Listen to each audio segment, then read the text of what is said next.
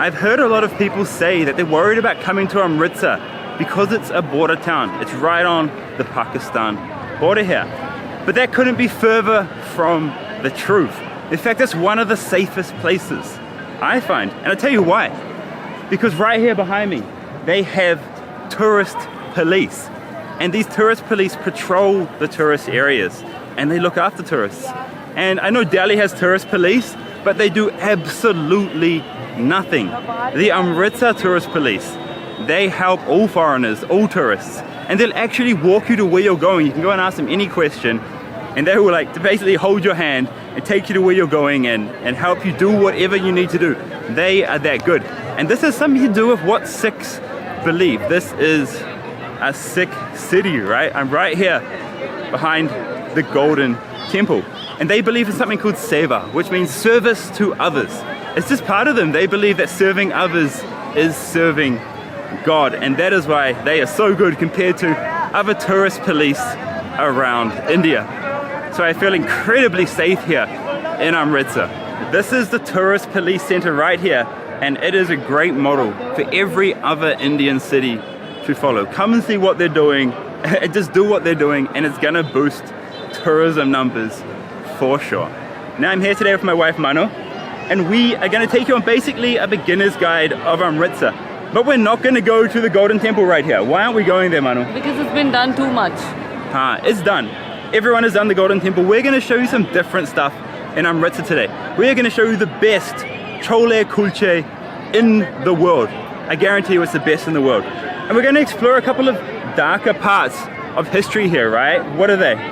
Well, two of the most unfortunate events happened here. One was the Jallianwala Bagh massacre, and also this place was greatly affected by the Indo-Pak partition. So they have a museum for it here. So we are going to go and explore these two things. Let's do all that today. And yeah, you'll be ready to come here and explore yourself. River's gonna cry when you're gone, gone, gone, gone. River's gonna cry when you're gone, gone, gone, gone. River's gonna cry when you're gone, gone, gone, gone. River's gonna cry when you're. River's gonna cry when you're. River's gonna cry when you're gone. Manu, so a lot of people would come here, a lot of foreigners, but they might not know why this spot here at Jallianwala Bagh is so important. Tell us the story now. So the story was that a lot of people gathered here to protest, peacefully protest against the Rowlatt Act, and the army came in and fired on unarmed people, which included women, children, old people and everyone, and they were all unarmed. Which army? The British Army. Forgot to mention that. Not the Indian Army, the British Army at the time. And there was only one entry to this place, so they couldn't get out. And they were firing with tanks and guns on unarmed people. And because they tried to jump the walls, but they could not because they're so high. So they jumped into a well and they drowned and died. This isn't even the saddest part. The saddest part is that General Dyer, the general, was treated like a hero back home in Britain. What? Yes, he was. Oh, no way. So he came here, slaughtered, hundreds of Indians in this garden, and he went home as a hero. Yeah. And people actually collected funds for him and gifted him that as an award or reward. Really? But what was the significance? What did this trigger in India though? Well, this massacre? Triggered a movement called the non-cooperation movement that was then led by Gandhi. That was the first major movement that Gandhi led. A lot of people joined in, the Muslims, the Hindus, people from every section, because they were all shocked at how they could do this. Yeah, you can't massacre a peaceful protest, and right? get away with it. Yeah, it's shocking, honestly. So now you know the history behind Jallianwala Bagh. So when you come here, it's a very somber place, and you can see all these locations that she talked about. There's still the bullet holes in the wall. They mark the location where the shots were fired. The well is still here. You can still see the exact well, and yeah, it's a very sad place to visit, but it was the beginning of India's freedom movement, one of the defining moments that led to India's freedom. So that's the positive angle of it. So Manu, as an Indian here, how do you feel when you come to a place like this? But I have read about this before, of course, but now that I'm here, it's my second time, but still my heart sinks when I even think about and imagine that event happening, because the people were not even warned about it. They were not even warned by the British Army. And they just started firing. Behind us is Shaheed Udham Singh, the person who actually flew over to England to kill General Dyer, the general who fired on all these people. Really? It was like an assassination mission he went on? Yeah, an eye for an eye kind of thing. And it was because he was here, right? Yes, he was at the massacre serving water to people. Wow, he just couldn't get it out of his mind, right? Yeah, he had probably. to do what he had to do. Yes. Wow. Now, so while the history of Amritsar is quite dark, Punjabi people, the people who live here, are certainly not that. They are some of the jolliest people here in all of India. They're known for their dancing. They're known for their really upbeat music filled with drums. And of course, they're known for their incredible food. That's what we're gonna do right now, Manu. We are gonna go eat the best kulche in the entire world. Chole kulche and lassi. I verified this, okay? It's the best you can get, and it's probably one of my, it is my favorite food in all of India. And also, whenever it's crowded like this, always keep an eye on pickpockets. Never keep anything in your back pockets. It doesn't matter where you are in the world. When you're in a crowd like this, you just have to be careful, okay? I've seen a lot of kirpans, which are swords here, basically. People carrying swords, and a lot of these Sikh guards, actually. Why do they carry these swords, and what does it symbolize in Punjabi culture? It's a part of their religion. They are supposed to carry these 5 Ks, which is kirpan, kesh, long hair, kacha, and I forgot the other 2. Wagah Border They remind me of warriors. Kada. One is kada, the kada they wear in their hand. Okay. And there's one more that I can't remember. I think they can tell me in the comments. They remind me of warriors, though, with these big swords and That's everything. how the religion originated. Before it was a religion, it was actually a clan that used to fight wars. Really? Who with? Yeah. Muslim kings, British or whoever.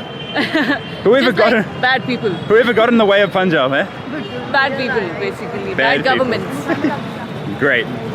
Hey, that's the best statue I've seen of Ambedkar. There's Parliament, and then there's the Constitution, and then there's Ambedkar. And the best part is there's no pigeon on Ambedkar. Manu, so what's happening over here? They're giving out free water to everyone because service to mankind is the core value of Sikhism. Because they believe in service of others. Really? So we get the free water here wherever we are and free food? Yeah, free water, free food. You'll find this everywhere where Sikhs are. Okay, so Manu has already failed at ordering at a Punjabi dhaba. Manu, what have you done? Shut up. I ordered dal makhani and pudina paratha. When you're in Amritsar, you have to eat this Amritsari Kulche, and it's basically a very fancy, much tastier paratha, or for my foreign viewers, a naan bread stuffed with potato and then a ton of spices in that potato mix, and then a ton of spices on top. Yeah, it's the best bread you can have here in all of India, and this is my favorite breakfast food whenever I'm here in India. So you want to go somewhere where you don't get the one with the yogurt in it. The onion raita without the yogurt is incredible. It's kind of like, what? Look at the onion raita we made without the yogurt. I mean, it's not a raita, it's more like some kind of onion chutney. You haven't had it before? No, onion raita is basically yogurt. Okay, she has no idea what I'm talking about, but with this bread, usually you'll have chickpeas always. Beautiful, beautiful Punjabi chickpeas. Then you'll get this watery onion raita. That's how I'll describe it. It's very watery, and it's kind of like a watery onion curry, and it is freaking delicious. But here they're not serving it. They're giving you onion raita with yogurt instead, which it's not the best. You're gonna love it. Start eating now. No. I'm not listening to you anymore. Okay, chalo, let's eat.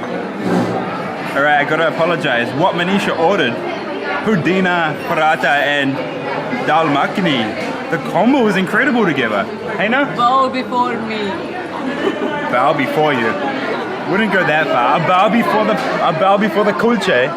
But nah, not you, sorry babe. Order both these meals, chole kulche and pudina dal makhani. It's a great lunch. And sweet lassi. The lassi is still coming. Lassi is a yogurt drink mixed with rose water and sugar. This is like Amritsari food 101, okay? Do this as soon as you get here. And this is all you'll eat while you're here. You'll be hooked on it. And you won't find it anywhere else. In Delhi, it's not the same. I am still hungry, so I decided to order a chur naan. How can you eat so much? It's so small. I'm hungry. The chor is even bigger than a normal kulche. That joke wasn't funny. It's humongous. Look at this.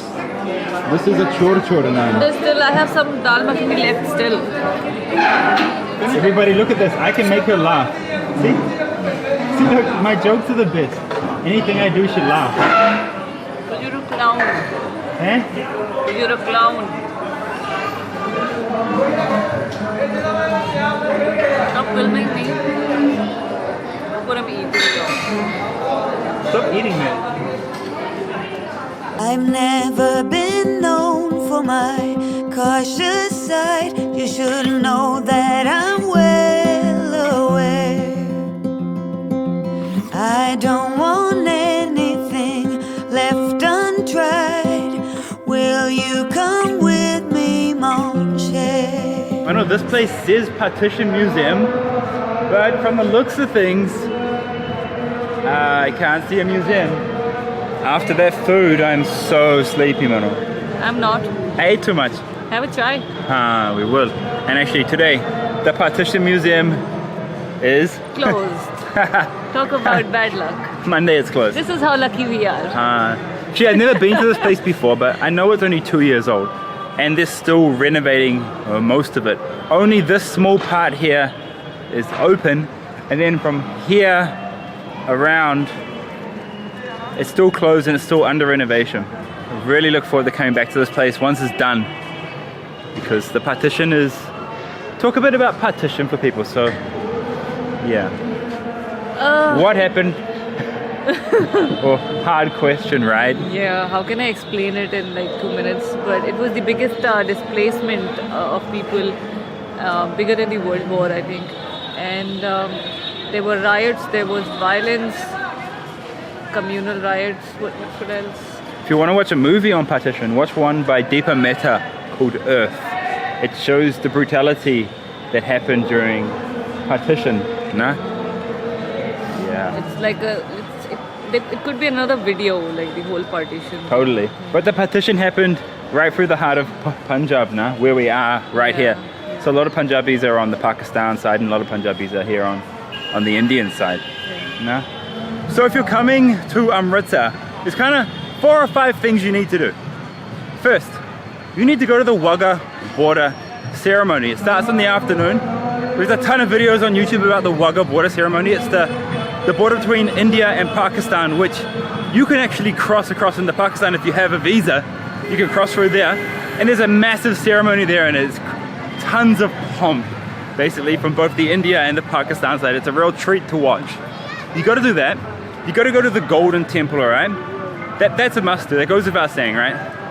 Then you should go to Jallianwala Bagh and just feel the mood there, okay?